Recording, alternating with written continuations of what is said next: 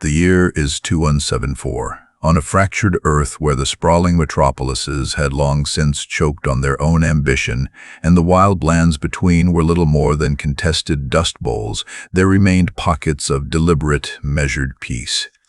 These were the agricultural heartlands, the breadbaskets of what little civilization remained, vast swaths of meticulously managed land that stretched to the horizon, a tapestry of greens and golds under the perpetual watch of a clear, unpolluted sky. Here, the first sound of dawn wasn't the chirping of birds or the rustle of wind through ancient trees, but the deep, resonant thrum of the harvesters. Not the clattering, smoke-belching machines of old, but the silent, colossal drones, autonomous leviathans of chrome and hardened polymer, moving with an almost geological slowness across the fields. They were the pride of agricultural innovation, built for endurance, designed to tame the land, not to conquer it. Their purpose was life, sustenance, the relentless rhythm of planting and reaping that had, for decades, kept humanity from the brink. Farmers, not soldiers, were the guardians of these vital zones. Their faces, etched with the lines of sun and honest toil, reflected a quiet determination, a patience born of working with the earth itself. They knew the land, every furrow, every irrigation channel, every subtle shift in the soil. They knew their machines too, these hulking, precise instruments that were extensions of their will, harvesting crops with an efficiency that bordered on artistry. Mornings began with comms checks, diagnostics, and the smell of fresh coffee brewing in the austere, functional farmsteads. The drones would rise from their charging cradles, their multi-jointed arms flexing, optical sensors glowing with a gentle, inquisitive light before gliding out to begin their day's work. There was a profound, almost spiritual connection between the farmers and these machines. A shared purpose of nurturing, of providing, of ensuring the very survival of their species. But the peace, as all things on a fractured earth, was fragile. Far from the fortified cities, insulated by distance and the sheer logistical nightmare of traversing the broken landscape, the agricultural zones had been largely overlooked. Until now. The war, a simmering, perpetual conflict that bled across continents, was tightening its grip. Resources were scarcer, desperation growing. The first signs were subtle, whispers on the long-range comms, flickering heat signatures on the edge of the thermal scans, not raiders, not yet, but opportunistic probes. Then came the incidents, a power conduit severed miles from the nearest farmstead, a supply convoy ambushed on a route thought safe for years, a distant flash on the horizon that wasn't a meteor. The farmers, used to battling the elements and crop blight, found themselves watching the skies and the distant ridges with a new kind of vigilance. The easy camaraderie of the harvest season began to fray, replaced by a grim-faced watchfulness. Their sanctuary was becoming a strategic prize. Raiders, mercenary bands, even the occasional chillingly silent scout ships of alien prospectors began to test the perimeter. These were not direct assaults, not at first. They were probes, incursions designed to gauge resistance, to measure the will of those who held these precious lands. A small drone, not one of theirs, would breach the airspace, a dark, darting shadow against the sun, gone before a response could be mounted. Then, a few days later, a small storage depot, miles from the main compound, would be found ransacked, its contents gone. Nothing vital, nothing that couldn't be replaced, but enough to send a cold shiver down the spine of every farmer. The message was clear. Their obscurity was no longer a shield. Their peaceful existence was a luxury they could no longer afford. The farmers were not soldiers. They had no access to the advanced weaponry that flowed like blood through the arteries of the war-torn cities. Their tools were for cultivation, for sustenance. Their defense lay in their isolation and their sheer insignificance to the larger conflict. But that was changing. The land, their land, the very soil that fed both soldiers and civilians, was under threat. And out here, survival wasn't about having the best weapons, it was about making the most of whatever you had and refusing to let go. They looked at their harvesters, These massive, robust machines designed to endure long days, punishing weather and endless acres of work. They were built to take a beating, to operate autonomously, to apply incredible force and precision. They were never meant for war. But when the attacks came, and their pleas for military aid went unanswered, the farmers had nothing else to fight with. The quiet hum of their peaceful machines began to take on a different resonance, a new, unsettling potential. The shift from implements of harvest to instruments of defense was not a choice. It was an act of desperate, ingenious necessity. The decision was grim, a quiet consensus born of desperation that settled over the farmlands like a pre-dawn fog. There would be no military aid. Their pleas, relayed through crackling long-range comms to distant, beleaguered command centers, were met with regretful silence, or worse, hollow promises. The cities had their own wars to fight, their own perimeters to hold. Out here, the farmers were alone. Their sanctuary, once their greatest asset, was now their most profound vulnerability. The time for deliberation was over. The time for transformation had begun. Barns that had once hummed with the gentle whir of diagnostic tools and the earthy scent of fresh-cut hay now echoed with the harsh clang of metal on metal, the high whine of cutting torches, and the rhythmic thump of heavy hammers. Farmsteads became impromptu workshops, their vast spaces filled not with the quiet dignity of waiting machinery, but with the chaotic energy of innovation under duress. This wasn't engineering performed in sterile labs with unlimited resources. This was improvisation, born of necessity and guided by a lifetime of practical problem-solving. These were farmers, not soldiers, but their understanding of leverage, mechanics, and endurance was perhaps even more profound. Leading the charge was Ilara, her hands, usually stained with soil and machine grease, now scarred by sparks and fresh welds. Ilara was the closest thing they had to an engineer, a woman whose mind could dissect the complex logic of a harvester's control system as easily as she could diagnose a crop blight. Beside her, often literally, was Silas, a man of quiet strength and unparalleled practical skill. If Ilara could conceive it, Silas could build it, or at least figure out how to jury-rig it from whatever discarded parts lay scattered around the yard. Their focus, singular and unyielding, was the fleet of harvester drones. The first challenge was protection. The drones were robust, designed to shrug off the elements but not concentrated kinetic fire. Standard military-grade composites were a fantasy. So they looked to what they had. The discarded hulls of old decommissioned grain silos, their multi-layered polymers reinforced with ceramic plating salvaged from defunct solar arrays. These were cut, shaped, and painstakingly welded onto the drone's vital chassis points, forming improvised armor. The weight was immense, a constant drain on the already taxed power cells, but it was their only option. The elegant, streamlined forms of the harvesters began to take on a brutal, almost monstrous silhouette, their chrome exteriors now patched with dull, scarred gray. The multi-jointed manipulators, designed for delicate crop handling and precise soil analysis, were utterly useless in combat. But they were strong, incredibly strong, capable of lifting tons of produce. The farmers re-engineered them. The massive tilling blades, usually reserved for breaking hard earth, were reinforced, sharpened to a razor edge, and mounted as formidable defensive attachments. Their primary function became a brutal, sweeping deterrent, capable of shredding light vehicles or deflecting incoming projectiles. For close-quarters engagements, the harvesting claws, once designed to gently cradle fragile stalks, were refitted with hardened steel teeth capable of crushing and tearing with terrifying force. The drone's advanced optical sensors, originally used for identifying crop health and yield, were repurposed. Thermal imaging, once for detecting plant disease, now scanned the distant tree line for heat signatures. Subsurface radar used to map root systems was recalibrated to detect buried mines or approaching ground vehicles. These systems were crude by military standards, but they gave the farmers eyes where they had none before. Scavenged long-range comms arrays, pulled from old atmospheric monitoring stations, were painstakingly integrated, allowing the drones to coordinate across vast distances, a network of vigilant, silent sentinels. Perhaps the most ingenious and unsettling modification involved the nutrient sprayers.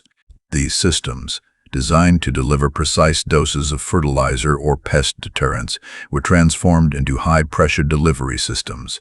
Some were filled with superheated water capable of scalding and disabling unarmored targets. Others carried a specially formulated, fast-setting adhesive compound designed to foul optics, jam mechanisms, and immobilize fast-moving threats. It was a macabre twist on their peaceful origins, a grim testament to the farmers' grim resourcefulness. The process was agonizingly slow, punctuated by setbacks and moments of crushing doubt. A welded plate would crack under stress. A repurposed circuit would short. Exhaustion was a constant companion, but the encroaching threat was a stronger motivator.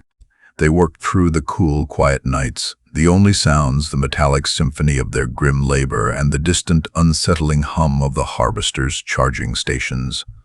Every farmer, regardless of age or previous role, contributed, from the oldest, whose experience with stubborn machinery was invaluable, to the youngest, whose nimble fingers were adept at intricate wiring. Then came the first real test.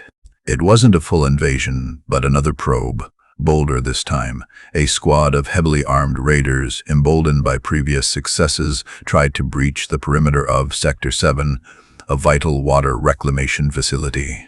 3 modified harvesters, lumbering giants now, rolled out. The raiders, expecting easy pickings, were met with an unexpected, terrifying sight: hulking agricultural machines, their optical sensors glowing an angry red, their repurposed blades glinting in the pale moonlight. The engagement was brief, brutal. The drones, slow but unstoppable, proved effective. One raider light vehicle was crushed beneath a repurposed tilling blade. Others were disoriented by blinding bursts of adhesive spray. The raiders, accustomed to easy targets, retreated in disarray, leaving behind a trail of confusion and damaged equipment. The farmers watched the thermal readouts of the retreating signatures. A collective breath held, then slowly exhaled. There was no cheer, no triumph, just a profound, bone-deep weariness and a chilling realization of the path they had chosen. The machines had worked. They had defended their land. But the cost, both physical and emotional, was immense. The quiet hum of their peaceful machines had indeed taken on a different resonance, a new, unsettling potential. It was the sound of desperate ingenuity, of a line drawn in the soil, and of ordinary people choosing to fight for the very ground that fed a fractured world. This was their answer to the encroaching darkness, not with advanced weaponry, but with relentless will and the transformation of the tools of life into the instruments of their survival. They had nothing else, but they had refused to let go. The first engagement, though successful in repelling the raiders, was not a victory to be celebrated. It was a grim lesson, a stark confirmation of their new reality.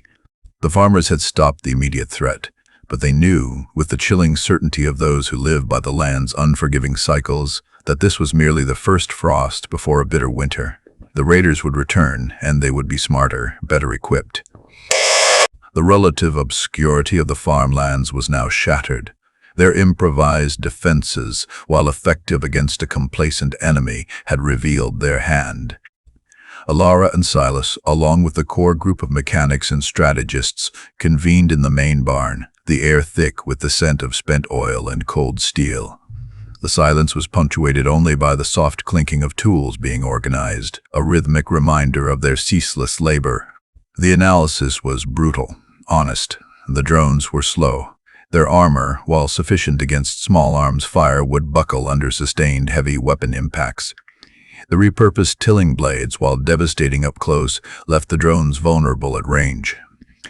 And most critically, the farmers themselves, though brave, lacked tactical coordination beyond basic communication. They were still farmers, guiding machines, not soldiers maneuvering war engines. Their immediate response was to refine, to adapt. The immense weight of the initial armor had significantly reduced the drones' already limited speed and maneuverability. Silas, ever the pragmatist, proposed a radical solution: selective reinforcement. Instead of layering armor across the entire chassis, they would identify critical weak points: the central processing core, the main power conduits, the optical arrays, and apply thicker, denser plating only to those areas. They scavenged more materials, even dismantling older, irreparable farm vehicles for their reinforced steel frames. The process was painstaking, cutting and welding these dense, heavy plates, often requiring multiple farmers working in tandem, grunting with effort, guiding the massive cranes that moved the drone components. The result was a leaner, more agile, though still heavily armored, machine. The patchwork aesthetic remained, a testament to their ad hoc ingenuity, but now it was a deliberate, functional design, not just a desperate measure. Alara, meanwhile, turned her attention to the drone's offensive capabilities. The superheated water and adhesive sprays, while effective for disorientation, lacked lethal force against armored targets. They needed something with impact, something that could disable or destroy. Their solution came from an unexpected source: the high-pressure seed dispersal systems. These systems were designed to propel seeds with incredible force and precision across vast fields. With modifications, they could be repurposed to launch projectiles. Scavenged ball bearings, hardened steel slugs from industrial machinery, even tightly packed clusters of sharpened metal shards, anything that could be propelled with force became potential ammunition. The range was limited, the accuracy crude, but the sheer kinetic energy delivered was devastating at close to medium distances. The drones, once distributing life-giving seeds, now launched a hail of destructive metal, a grim inversion of their original purpose. But weapons and armor were only part of the equation. The farmers themselves needed to learn how to fight. Their understanding of the land was their greatest asset. They knew every rise and dip, every hidden gully, every seasonal floodplain. This intimate knowledge formed the basis of their new combat doctrine. Instead of conventional military formations, they developed tactics based on ambush and evasion, utilizing the terrain to compensate for the drone's inherent slowness. Old irrigation channels became defensive trenches. Dense thickets, once obstacles to plowing, became concealment points for flanking maneuvers. Silas, with his years of experience navigating complex fields, mapped out these tactical zones, creating a network of pre-planned routes and defensive positions. Training was unconventional. Farmers, accustomed to the solitary rhythm of their work, had to learn to operate as a coordinated unit. They practiced simulated engagements, using old irrigation pumps as mock targets, their movements slow and deliberate, honing their communication protocols over crackling comms. Alara devised simplified command structures, relying on visual cues and short, concise voice commands: advance sector Gamma, flank Delta Ridge, hold line Echo. Flank Delta, U2. The learning curve was steep, riddled with frustration and exhaustion, but they pushed through. They weren't fighting for glory. They were fighting for their homes, their families, and the crops that sustained a world teetering on the brink. The quiet nights in the barn continued, but now there was a different kind of hum. Not just the charging of power cells, but the low thrum of anticipation. They knew the next attack wouldn't be a probing raid. It would be a full-scale assault. Reports from the periphery, intercepted on their scavenged comms, spoke of increased mercenary activity, of strange, silent scout ships hovering on the horizon, too far to identify, but too close to ignore. The initial success had bought them time, but it had also painted a target on their backs. One morning, the air was different. A stillness settled over the farmlands, an unnatural quiet that spoke of impending change. The thermal sensors, repurposed from crop health monitors, flared with multiple signatures on the distant horizon. Not just a handful of raiders this time, but a coordinated force. Armored vehicles, troop carriers, and distinct unfamiliar energy readings that Alara's repurposed scanners could only classify as unknown. The alien scouts had finally decided to move beyond observation. This was it. The culmination of weeks of grueling, desperate work. Silas stood beside Ilara in the command center, a makeshift hub cobbled together from an old grain silo control room. His face was grim, etched with fatigue, but his eyes held a steely resolve. "They're here," he stated, his voice flat, devoid of emotion. Ilara nodded, her gaze fixed on the holographic map of their farmlands, now overlaid with red markers indicating enemy positions. The transformed harvesters, their dull, scarred armor reflecting the first light of dawn, were already moving into their pre-assigned defensive positions, lumbering guardians of the vast, open fields. The quiet hum of their peaceful machines, now war machines, was no longer unsettling. It was the sound of defiance. It was the sound of a line drawn not just in the soil but in the very fabric of their existence. These ordinary farmers, armed with nothing but their ingenuity, their grit, and the repurposed tools of their trade, stood ready to face down an overwhelming force. They had transformed their machines, yes, but in doing so, they had also transformed themselves. They were no longer just cultivators of the land. They were its fierce, unyielding protectors, proving that true resilience wasn't about having the most powerful weapons, but about refusing to yield, about making the most of every last thing you had, and fighting for every inch of ground that fed a fractured world. This was their stand. This was their harvest of war. The quiet stillness of dawn shattered with a low, guttural growl that vibrated through the very earth. It wasn't the sound of conventional engines, it was something heavier, deeper, a resonant hum that spoke of immense power. From the distant horizon, a line of dark shapes emerged, stretching across the fields like a creeping blight. Armored personnel carriers, their treads churning the soil, led the charge, flanked by smaller, agile combat vehicles. But interspersed among them, gliding silently above the ground, were the unknowns.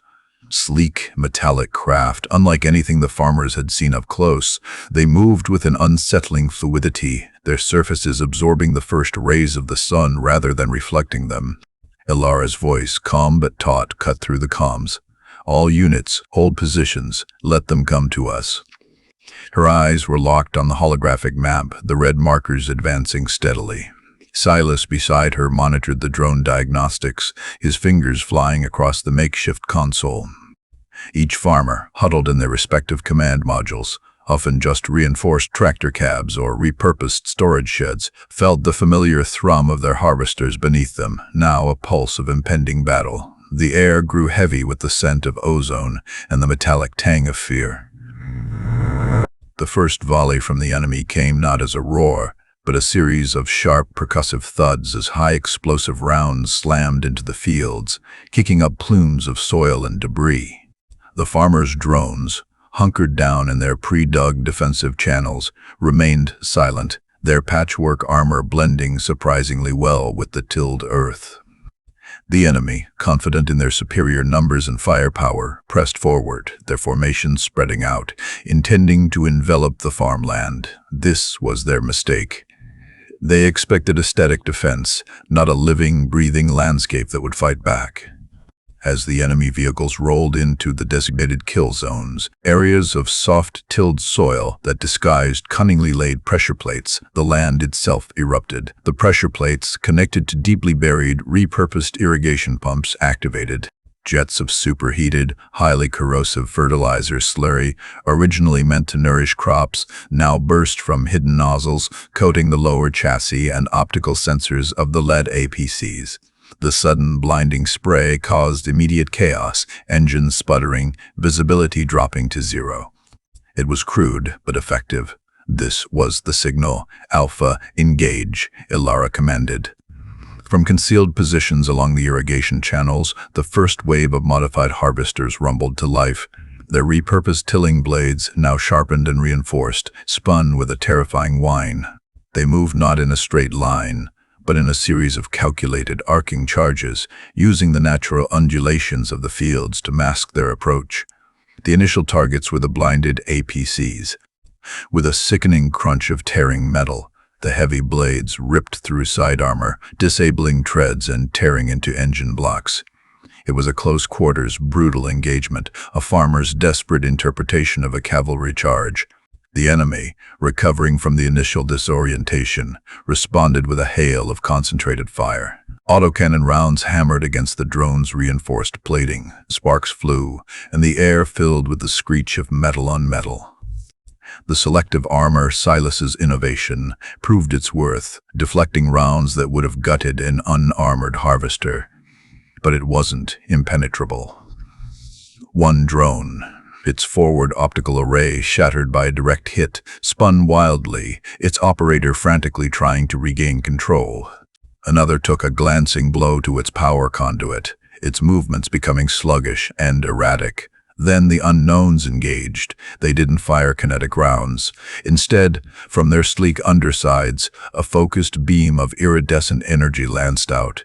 It wasn't explosive, but rather consuming. Where it struck, metal glowed white-hot for a split second before dissolving into fine ash. This was a new threat entirely. The first beam struck a harvester attempting a flanking maneuver, cleanly shearing off its primary tilling arm.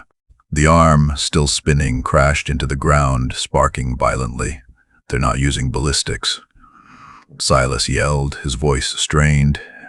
"Energy weapons, focus fire on the hovercraft. Disable their emitters." Bravo units, disengage from ground targets, prioritize energy signatures, use your slug throwers. The repurposed seed dispersers loaded with hardened steel slugs barked to life. The range was limited, but the slugs, moving with impressive velocity, hammered against the sleek hulls of the alien craft. They didn't penetrate, but the sheer kinetic impact caused the hovercraft to wobble, their energy beams flickering erratically. One alien scout, struck repeatedly, faltered, its smooth descent becoming a sickening plunge as it crashed into a distant field, sending up a shower of dirt. The battle became a desperate, grinding struggle. The farmers' limited numbers meant they were always outnumbered, always outgunned.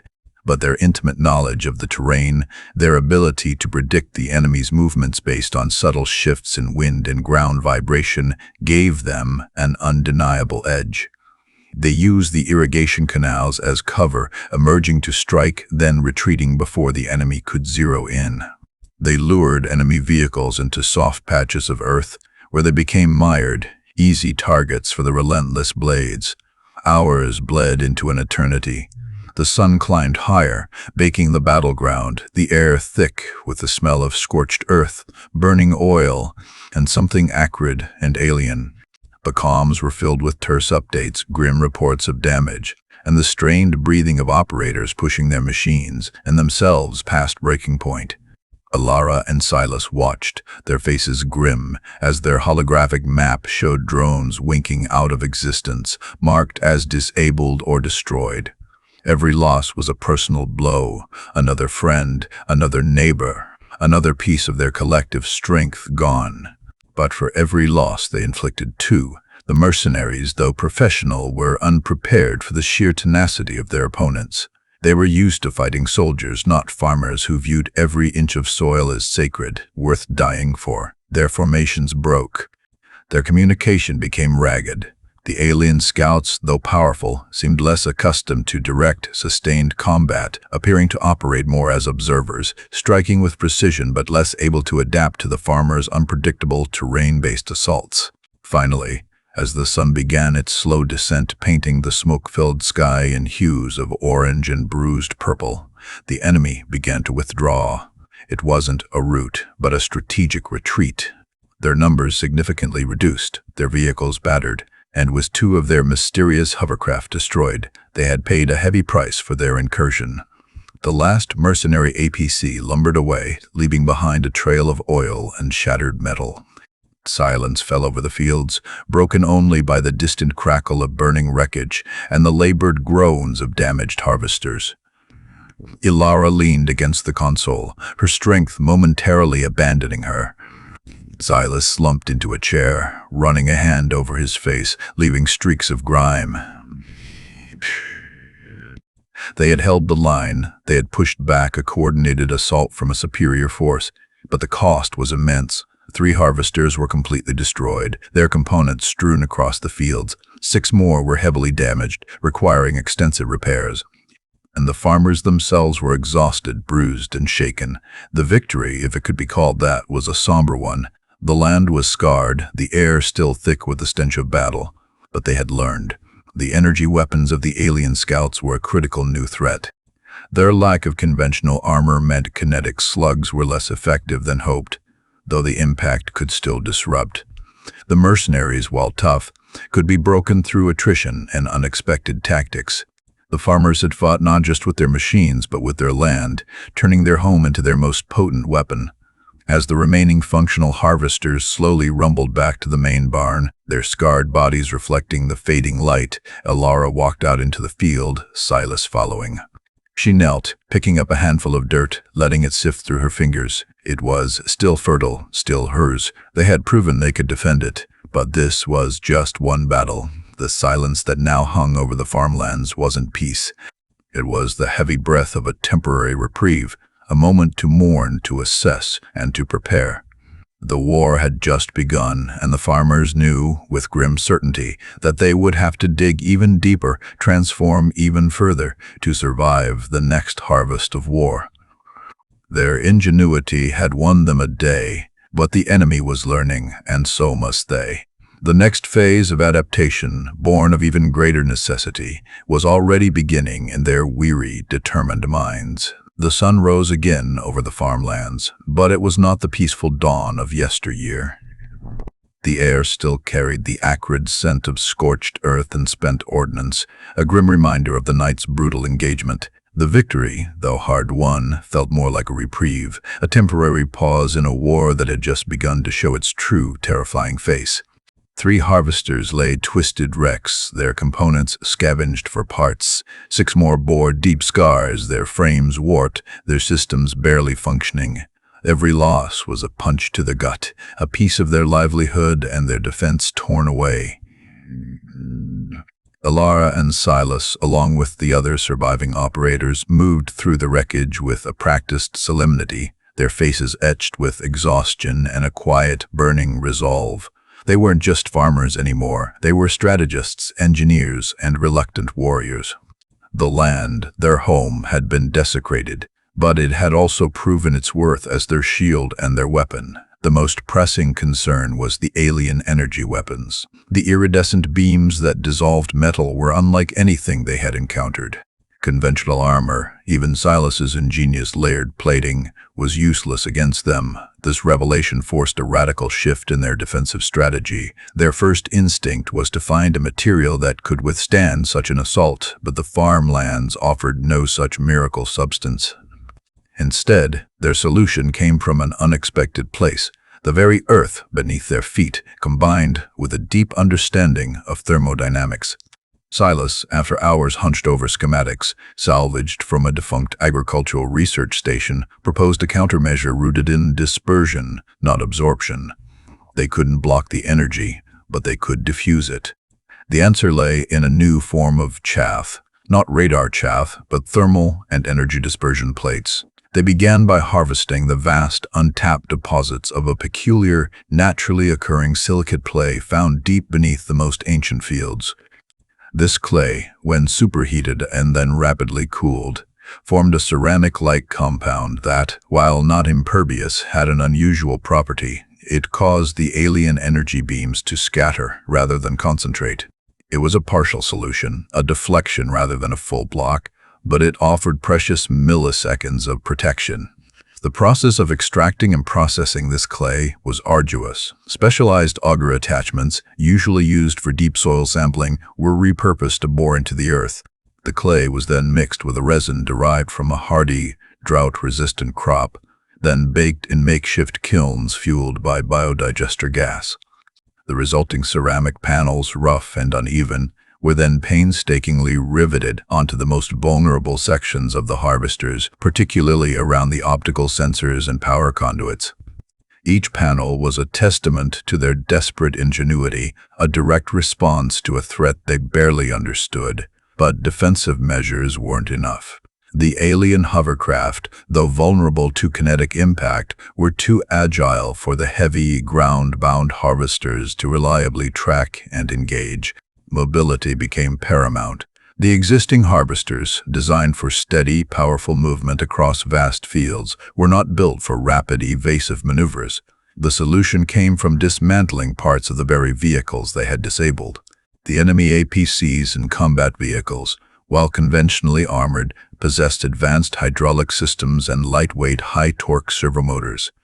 Scavenging these components was a grim task, often performed under the cover of night, with the constant fear of returning patrols.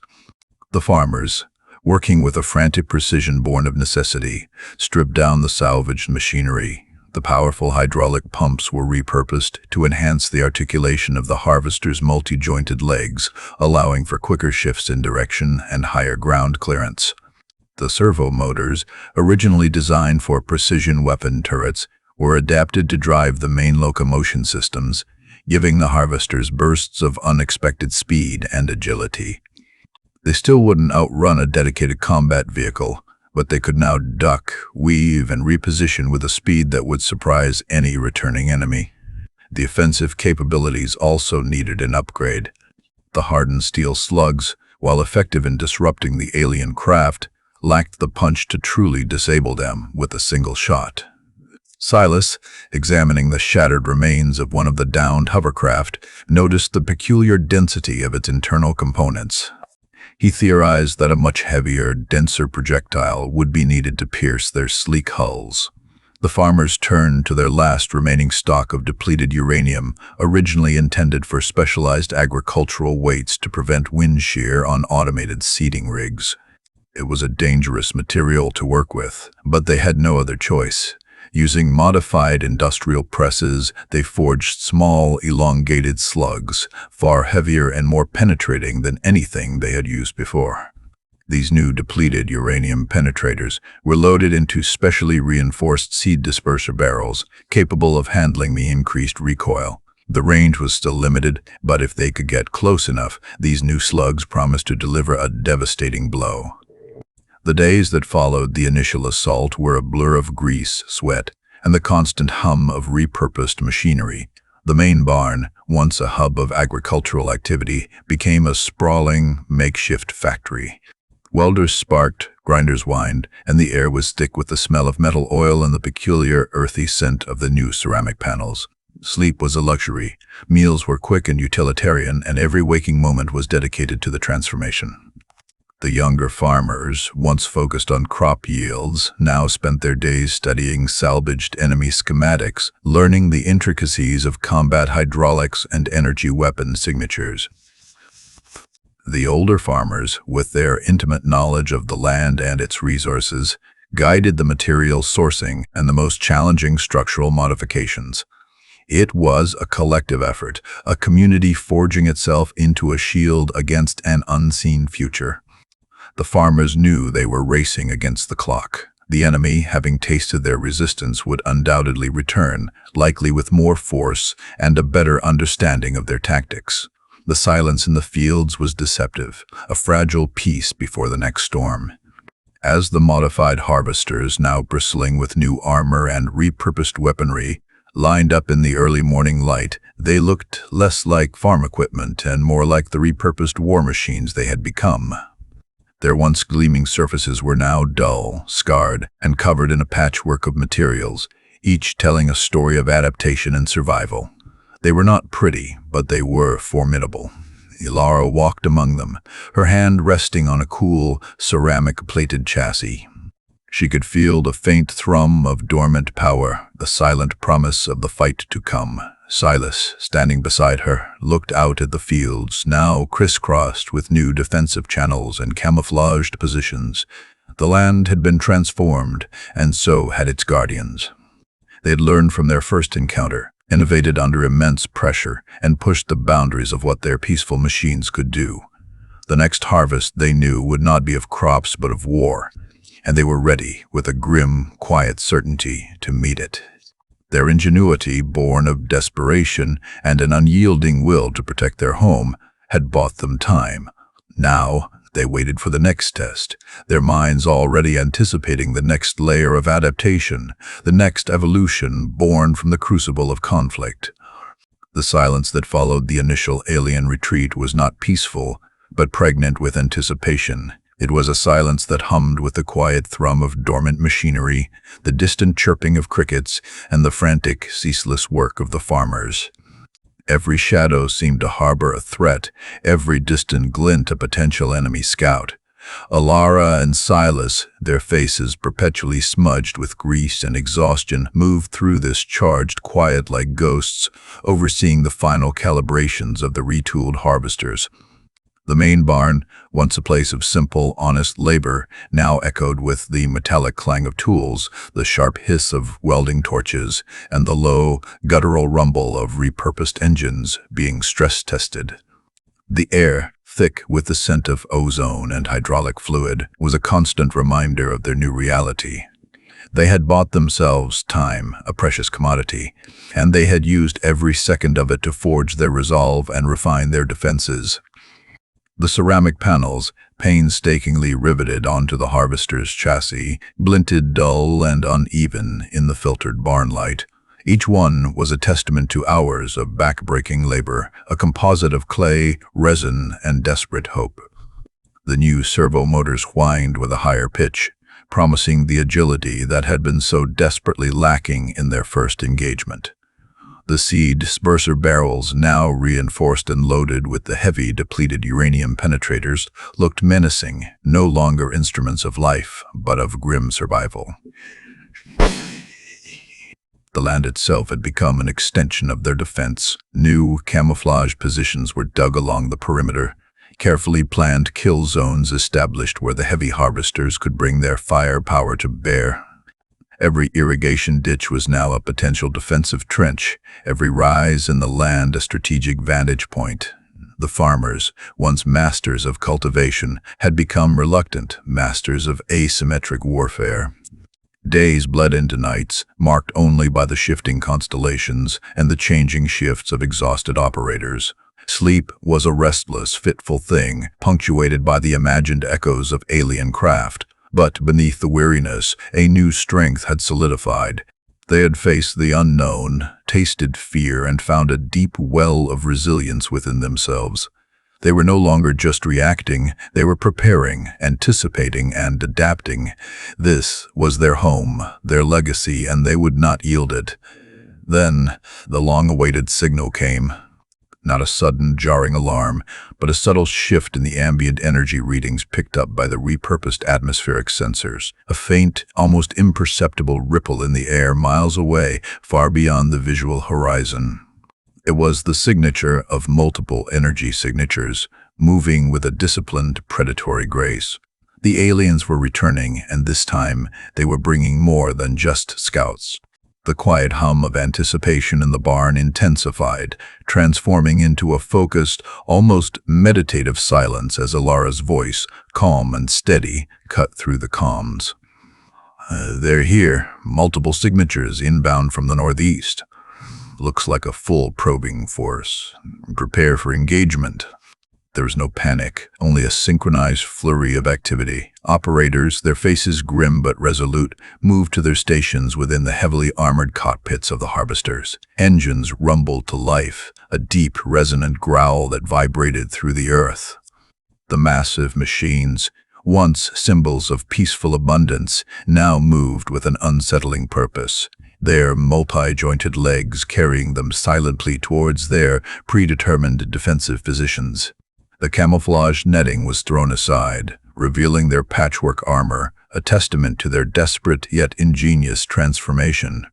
The first visual confirmation came through the long-range optics, a vanguard of sleek, dark alien hovercraft, their forms distorted by heat shimmer, followed by larger, more heavily armored transports, carrying what appeared to be ground troops.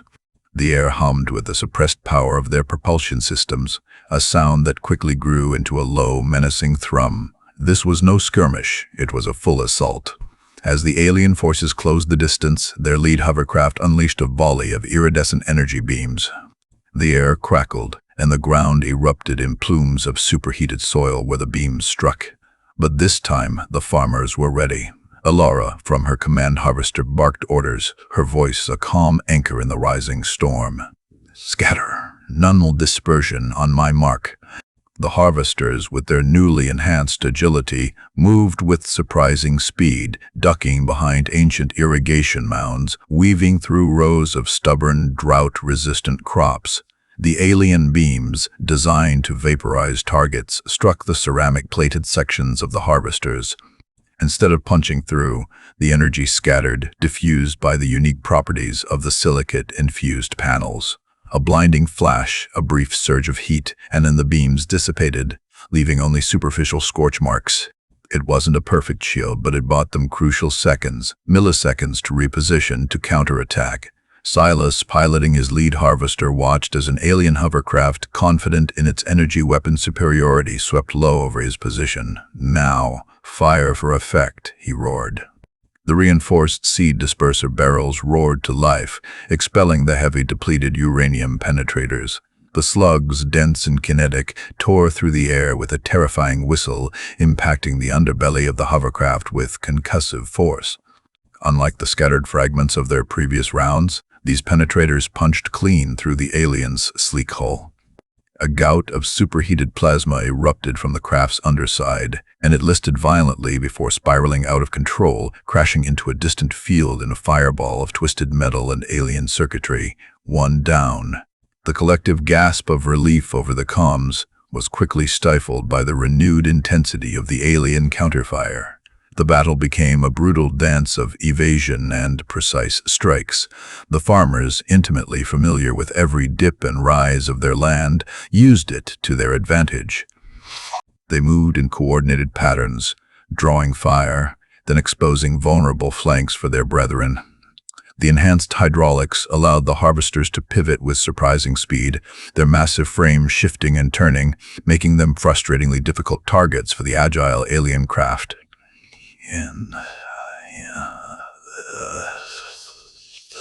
When the ground troops disembarked from the transports, heavily armored and armed with pulse rifles, the harvesters transformed again. Their multi-jointed legs, once used for traversing uneven terrain, now stomped with terrifying force, crushing alien infantry underfoot.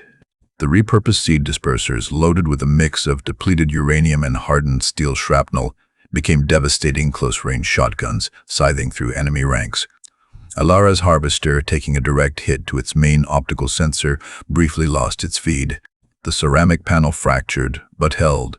Diverting the beam enough to prevent catastrophic damage, she quickly switched to auxiliary vision, her hands flying across the controls, guiding her machine with instinct honed by years of working the land. "They're adapting. Focusing fire on our power conduits," she yelled.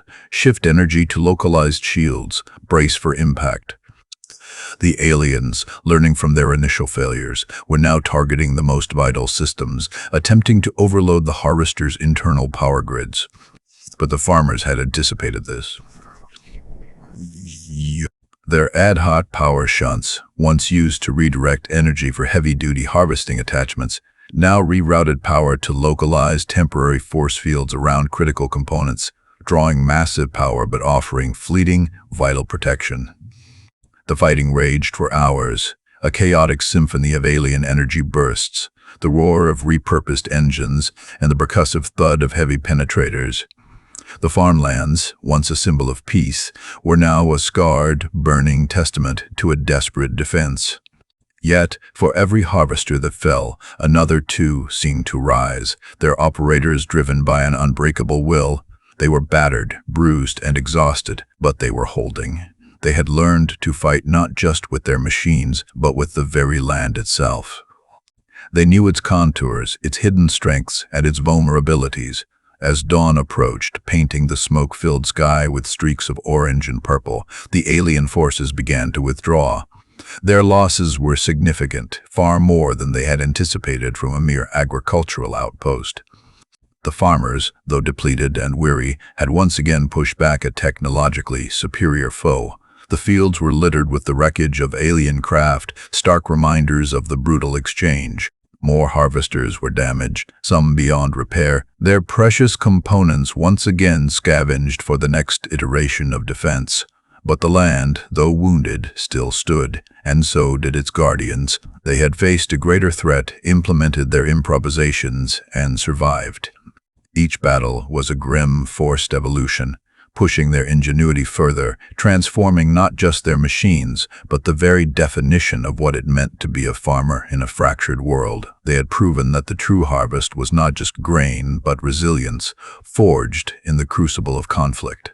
This quiet, determined resistance was their only option, and with every passing skirmish, they became more adept, more formidable, and more intrinsically linked to the land they fought to protect.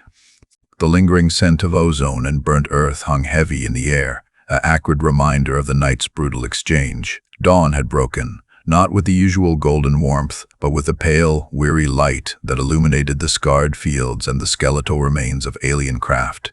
For the farmers there was no respite, no time for celebration, only the grim, silent work of survival.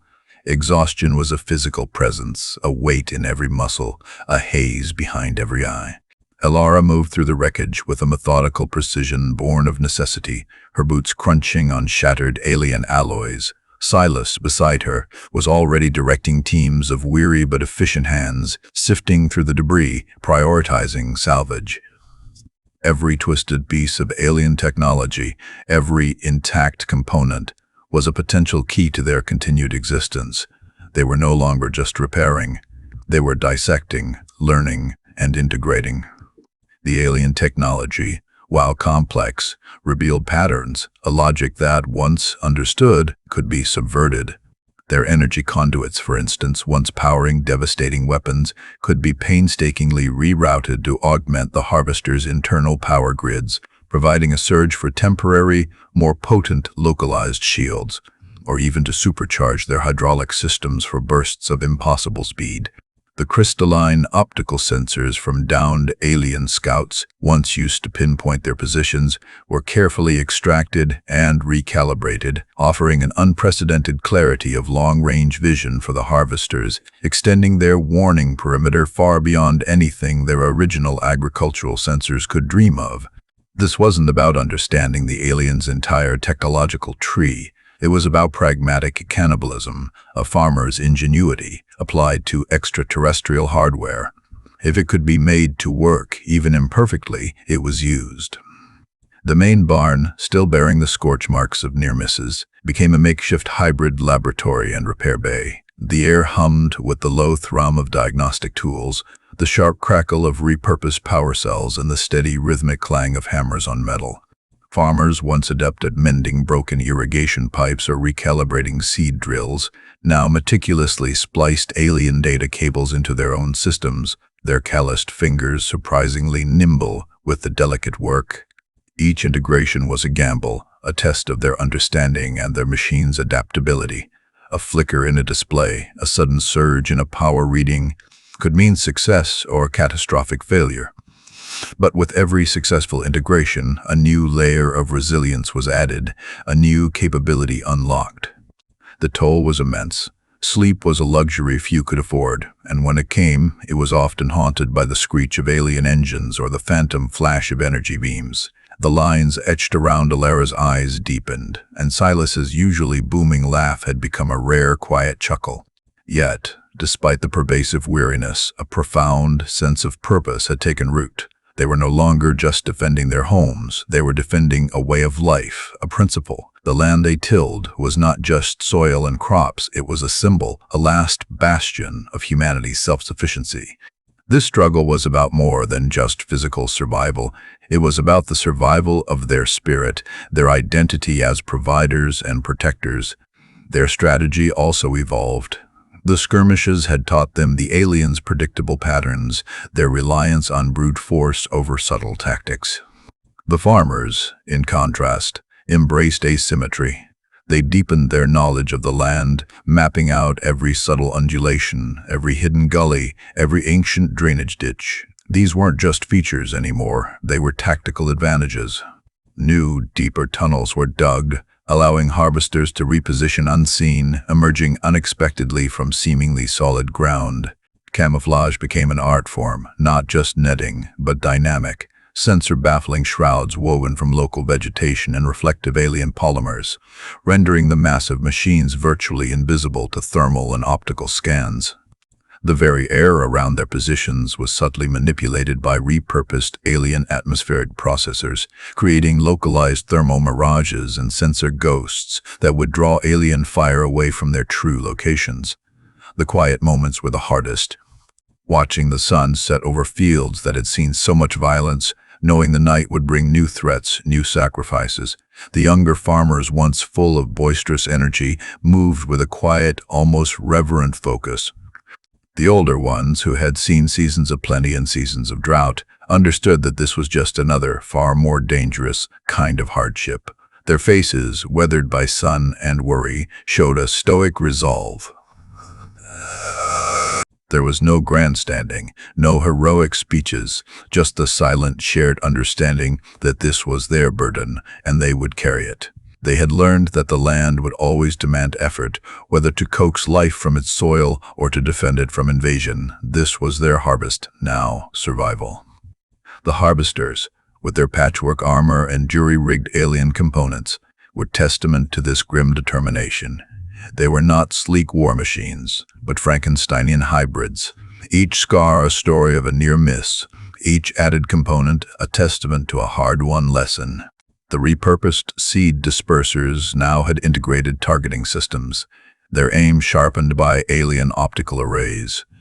The multi-jointed legs, once designed for gentle traversal, were now reinforced for sudden, explosive maneuvers, capable of both crushing and evading. They were faster, smarter, and infinitely more dangerous than the aliens could have ever anticipated. They had taken what was meant to be peaceful and transformed it into something formidable, something born of the very earth they defended. The air remained heavy with anticipation. The sensors, now augmented with scavenged alien tech, hummed with a heightened sensitivity, listening for the faintest ripple in the atmosphere, the most distant energy signature. Every rustle of wind through the damaged crops, every distant animal cry was filtered through the lens of heightened vigilance. Ilara and Silas knew it was only a matter of time. The aliens would return, and this time their assault would be more coordinated, more overwhelming. But the farmers were ready. They had bought themselves time, not for rest, but for transformation. They had become a living extension of the land, their ingenuity as deeply rooted as the crops they once harvested. They were not just fighting a war. They were evolving, adapting, and proving that the most profound strength often emerges from the most unexpected places. This was their quiet defiance, their unbreakable promise to the earth beneath their feet. The hum of the augmented sensors grew from a subtle vibration to a resonant thrum, a low, guttural warning that vibrated deep within the earth itself. It was the sound they had been waiting for, the inevitable return, but amplified 1,000-fold. The sky, once a canvas of stars, began to blot out, not with clouds, but with the ominous silhouettes of an armada unlike any they had faced. This wasn't a scouting party, it was an eradication force, a final, overwhelming push to claim the heartland. Alien cruisers, their undersides glowing with malevolent energy, descended like silent, predatory birds of prey, followed by swarms of smaller, agile fighters that darted like angry hornets. The sheer scale was designed to break their will before the first shot was even fired. But the farmers' will had been forged in a different kind of fire, a slow, enduring burn of the sun on their backs and the grit of the soil under their nails. Ilara stood by the main console in the barn, her face illuminated by the flickering data streams, a network of green and amber lines mapping the incoming threat. Her fingers danced across the repurposed alien interface, linking every harvester, every sensor node, every hidden tunnel. Silas, beside her, was a rock of quiet command, his voice a low rumble through the comms, directing the scattered teams into their pre-assigned positions. There was no panic, only a grim, shared understanding of the task ahead. They were not soldiers, they were custodians, and this land, their lifeblood, would not be surrendered. As the first energy beams lanced down, searing trenches into the earth, the harvesters moved, not in a frontal assault, but with the deceptive fluidity of water seeking its path. Some emerged from hidden underground bunkers, their reinforced legs digging into the soil, propelling them forward with surprising speed. Others, cloaked in their dynamic, sensor-baffling shrouds, shimmered into existence amidst the crops, their forms momentarily solidifying before dissolving back into the shimmering heat haze, drawing alien fire to empty air. The repurposed alien optical sensors, now integrated into the harvesters' targeting systems, gave them an unprecedented precision, allowing them to pinpoint the vulnerable underbellies of the descending fighters, a weakness the aliens had never expected to be exploited. The battle became a symphony of calculated chaos. The alien ships, designed for open sky dominance, struggled against an enemy that embraced the very ground beneath them. The farmers' intimate knowledge of the land, every rise, every fall, every subtle contour, became their greatest weapon. Harvesters used dried-up riverbeds as trenches, ancient irrigation ditches as cover, and the dense tall crops as an impenetrable shifting maze. They were not fighting on a battlefield, they were fighting with the land. The repurposed seed dispersers, now firing concentrated bursts of hardened shrapnel and corrosive chemicals derived from alien fuel cells, tore through the enemy's lighter craft. The multi-jointed legs, once for gentle traversal, now delivered crushing blows to grounded scouts or launched the massive machines into evasive leaps that defied their bulk. One particularly large alien dropship, laden with ground troops, attempted to land near the main barn, its immense shadow falling over the fields. Alara, seeing the threat, rerouted power, pushing her own harvester to its limits. Its internal power grid, augmented by scavenged alien energy conduits, surged. A localized, temporary shield flickered into existence around her machine, deflecting the dropship's opening barrage. Then, with a roar of hydraulics, her harvester slammed into the dropship's landing gear, a calculated strike that sent tremors through the ground. The dropship, unbalanced, listed violently, its engines sputtering. Before it could recover, Silas's harvester, appearing from a camouflaged tunnel, unleashed a focused beam from a jury-rigged alien plasma cannon, tearing through the dropship's exposed underbelly, sending it crashing in a fiery explosion. It was a brutal, coordinated ballet of repurposed tools and desperate ingenuity. The fight raged for hours. The aliens, for all their technological superiority, were outmaneuvered, outsmarted, and out-endured. They were not fighting a conventional army. They were fighting a living extension of the Earth itself, an enemy that bled but refused to break. The farmers suffered losses. A harvester, caught in a crossfire, crumpled into a smoking wreck. Another, its operator gravely wounded, limped back to the barn. But for every loss, the aliens paid a heavier price. Their coordinated assault dissolved into fragmented skirmishes, their lines of command severed by the farmers' relentless, unconventional attacks. As dawn approached, a different light began to filter through the smoke and dust, the light of a fading battle. The alien armada, its ranks decimated, its strategy in tatters, began to retreat.